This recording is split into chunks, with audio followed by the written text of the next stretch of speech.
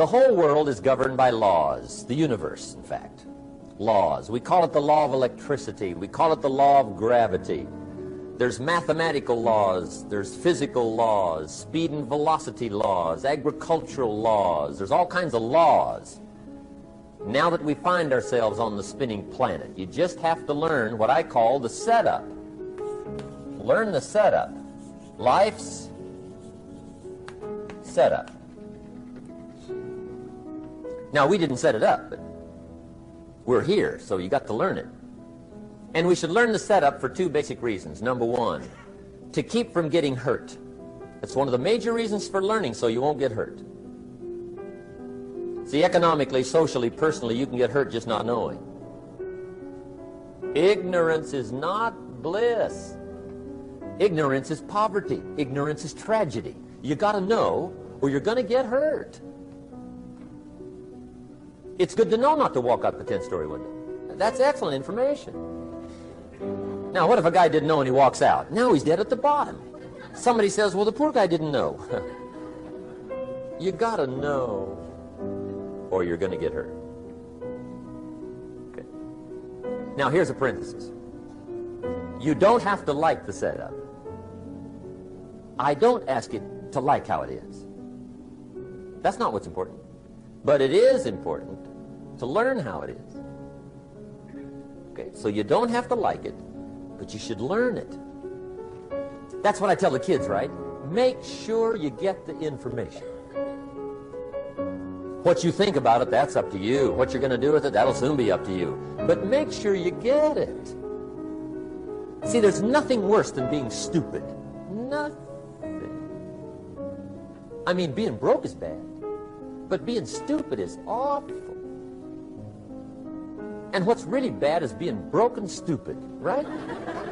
That's about the end of the world. I mean, there isn't anything much worse than that. Unless you're sick. Sick, broken, stupid. I mean, that is it, right? There's nowhere else to go. So make sure you get the information. It's key. You don't have to like it, but learn it.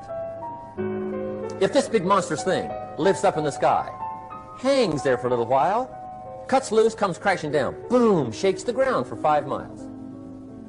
And then this big monstrous thing lifts back up in the sky, hangs there for a little while, cuts loose again, comes crashing down, boom, shakes the ground for 5 miles. It just keeps doing it, this big monstrous thing, lifting up and then crashing down, boom. Now, you might come along one day and say, that's got to be a stupid arrangement, which is okay. You're entitled to your opinion. But the first thing you should learn to do is get out from under it, right? That's number one. You might have a great moral argument. You might want to shake your finger at the sky, but do it from over there, right, so you don't get smashed.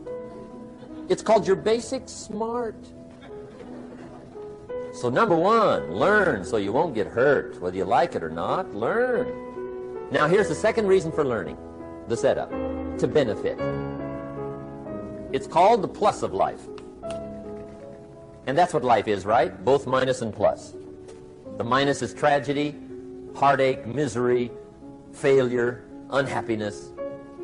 But life is also happiness, prosperity, good feelings. So here's the key. Learn to get on the good side of the way things work.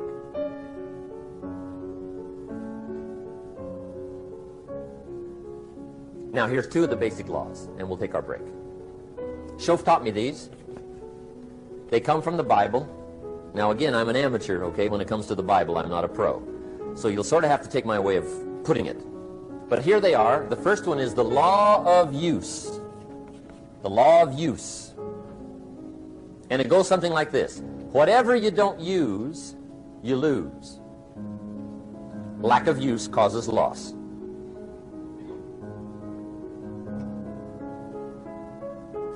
On this planet, maybe not the next one, but on this one, if you tie your arm to your body, leave it there long enough, you'll never use it again.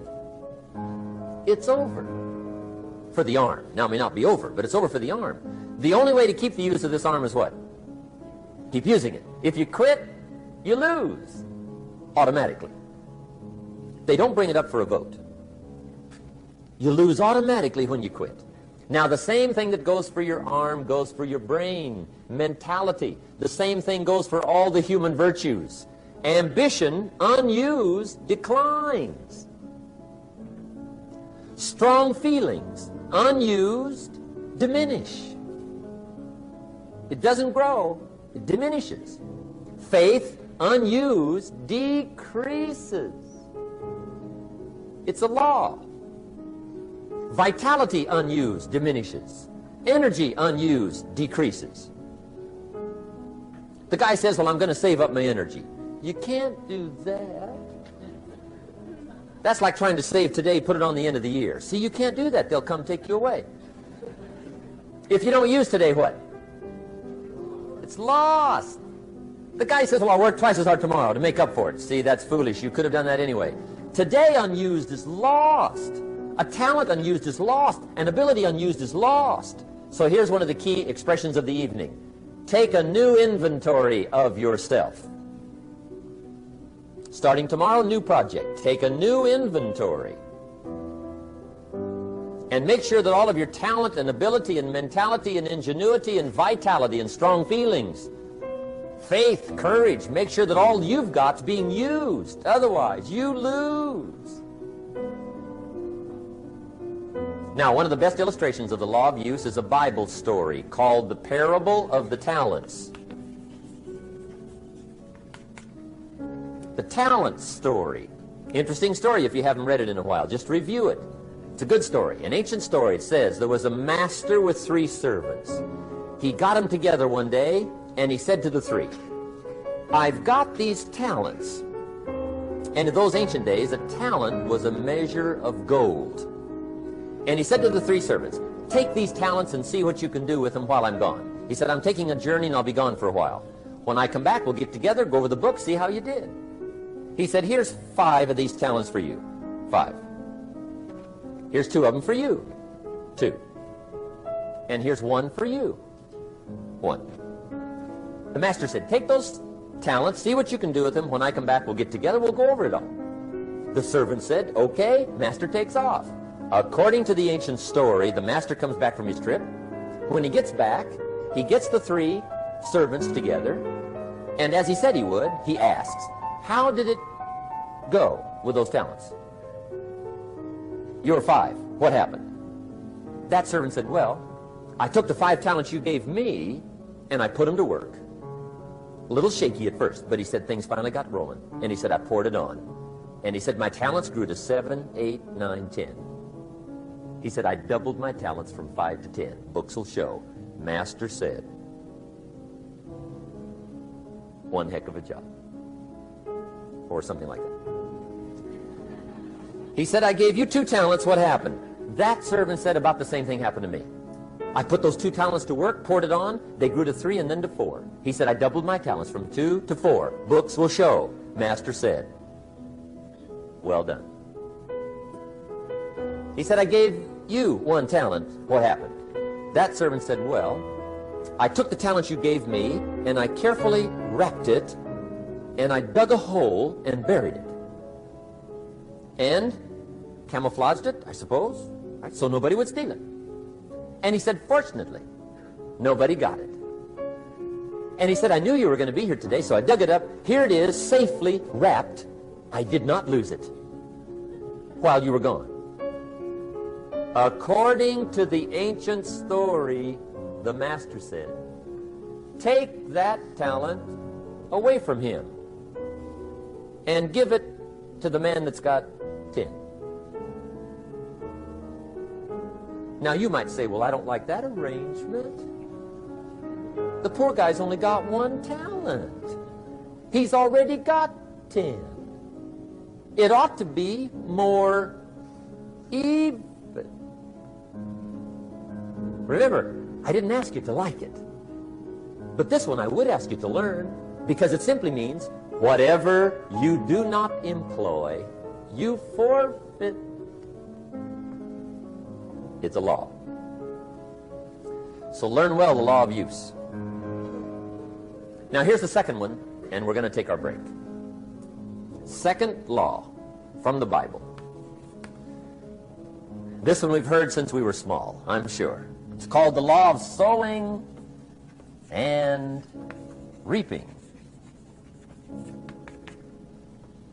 In fact, we've probably heard it so often we could quote it. It says, whatever you sow, what? You shall reap. Fairly blunt, hopefully clear. Here's my first suggestion on the law of sowing and reaping. Don't try to beat it. You might as well try sitting on the sun in the morning. Keep it from coming up. You'll have better luck. Whatever you sow, you reap.